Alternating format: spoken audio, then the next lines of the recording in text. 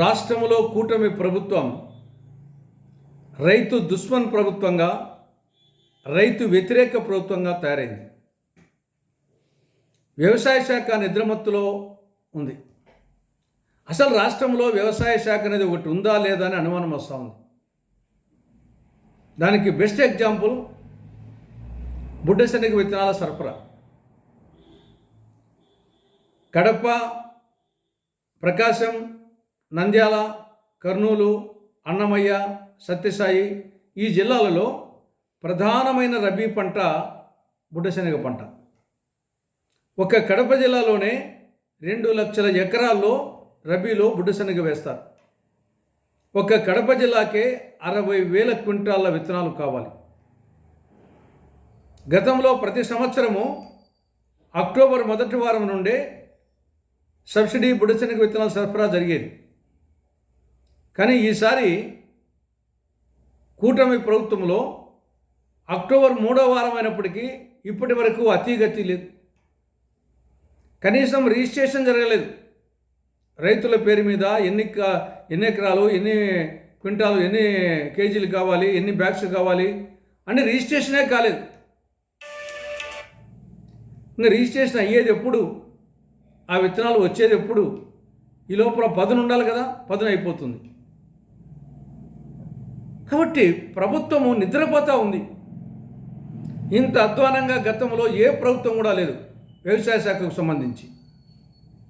కాబట్టి వెంటనే ఈ రోజు నుంచే బుడ్డశనగ విత్తనాల రిజిస్ట్రేషన్ మొదలు పెట్టాలని, కనీసం 2-3 రోజుల్లో బుడ్డశనగ విత్తనాలు సబ్సిడీ విత్తనాలు సరఫరా చేయాలని, లేకుంటే అదును పోయిన తర్వాత సరఫరా చేసినా ఉపయోగం లేదని కాంగ్రెస్ పార్టీ రాష్ట్ర ప్రభుత్వాన్ని డిమాండ్ చేస్తూ ఉంది.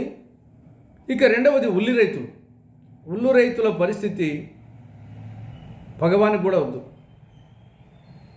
కొనేవాడు లేడు, అడిగేవాడు లేడు. ఒకవేళ అడిగినా కేజీ ₹10, రూపాయి, ₹2, ₹3. పీకిన కూళ్ళు రావు. కాబట్టి రైతులు పొలాల మీదనే గొర్రెలకు బర్రెలకు వదిలేస్తున్నారు. కొన్ని చోట్ల నెక్స్ట్ పంటకు మళ్ళీ ప్రిపేర్ కావాలని ట్రాక్టర్లతో దున్నేస్తున్నారు. హృదయ విదారకమైనటువంటి సన్నివేశం.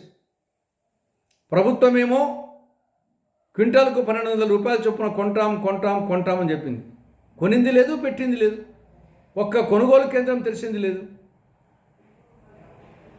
హెక్టార్కు ₹50,000 చొప్పున ఆర్థిక సహాయం చేస్తామని చెప్పారు. ఇంతవరకు ఒక్క పైసా చేసింది లేదు.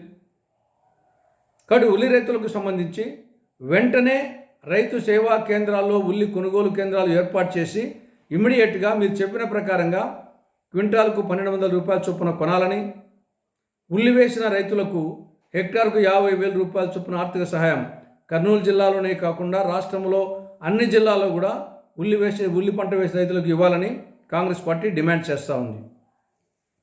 ఇక మూడవ అంశం మహిళలకు ఉచిత బస్సు ప్రయాణం. ఇది సంతోషపడాలనో బాధపడాలనో అర్థం కాని పరిస్థితి ఉంది.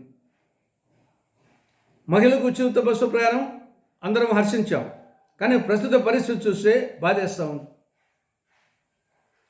ప్రయాణికుల సంఖ్య ఏమో విపరీతంగా పెరిగింది, కానీ బస్సుల సంఖ్య ఏమాత్రం పెరగలేదు.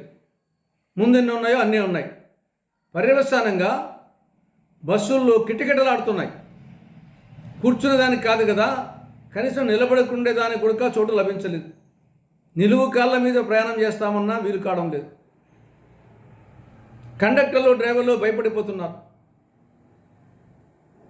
బస్సు స్టేజ్కి ఆపాలంటే లోపల సీట్లు లేవు, నిలబడుకున్న చోటు లేదు. ఫుట్పాత్ నిలబడితే ఏడ ప్రమాదం జరుగుతుందని చెప్పి భయపడిపోతున్నారు. బస్సు ఆపకుంటే ప్రయాణికులు వచ్చేసి కొడుతున్నారు, ఊర్లో వాళ్ళు కొడుతున్నారు. ఏం చేయాలనో దిక్కుతోచక పరిస్థితి.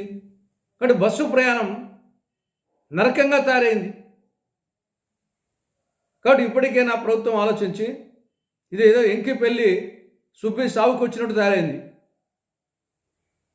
కాబట్టి మహిళలకు ఉచిత బస్సు ప్రయాణము డబ్బాలు కొట్టుకోవడం కాదు, వెంటనే బస్సుల సంఖ్య పెంచాలని రాష్ట్ర ప్రభుత్వాన్ని కాంగ్రెస్ పార్టీ డిమాండ్ చేస్తూ ఉంది.